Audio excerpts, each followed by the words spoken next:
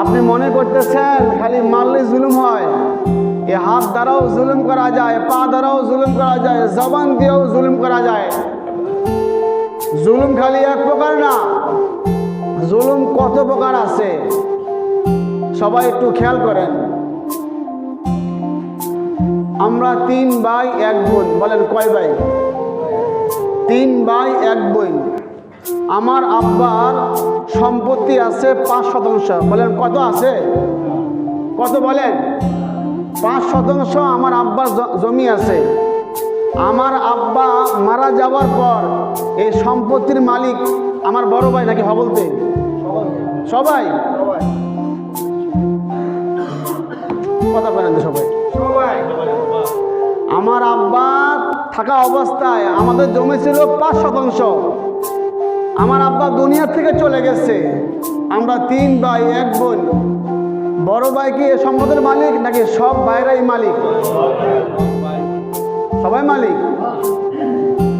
তো দেন না কেন?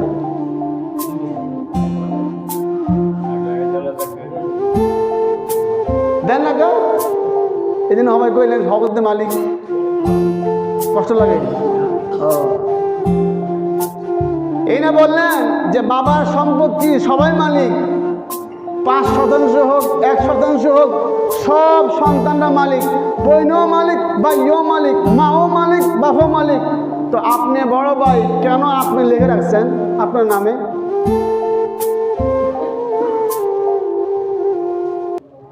এই এলাকা নাই, আমাদের এলাকা আছে। এলাকা আছে।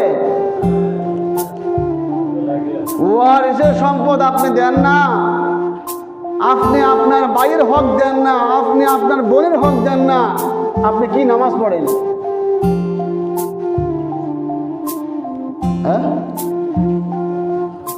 ওয়ারিসের সম্পদ না বুঝাই দিয়া মসজিদের সভাপতি হন, ক্যাশিয়ার হন, সহকারী ক্যাশিয়ার হন, সদস্য হন, হজ করেন, যাকাত দেন, কোনো ফায়দা নাই।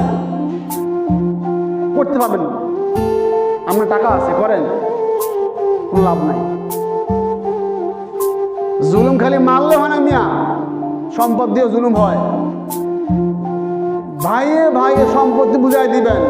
বাবা 5% সম্পদের মালিক, বাবা মারা গেছে, এটা বাস বড় ভাই, তিনি বাস সবাইকে বুঝে দিবেন তুই এক, তুই এক, তুই এক, তুই এক, শেষ, সুন্দর।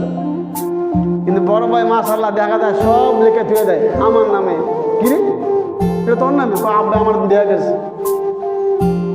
আব্বা না হয় ভুলে কাজ করছে, তুমি তো জানো মিয়া এটা তো সবার হক, তুমি নিচ্ছে কেন? তুমি আব্বারে ফুসাইছো যে আব্বা এটা আপনি আমার নামে লিখে দেন। আচ্ছা ঠিক আছে, বাবা না হয় মুমূর্ষু ব্যক্তি, জ্ঞান হারা, একটা জিলিপি খেয়ে মিয়ার হয়ে গেছেন গা।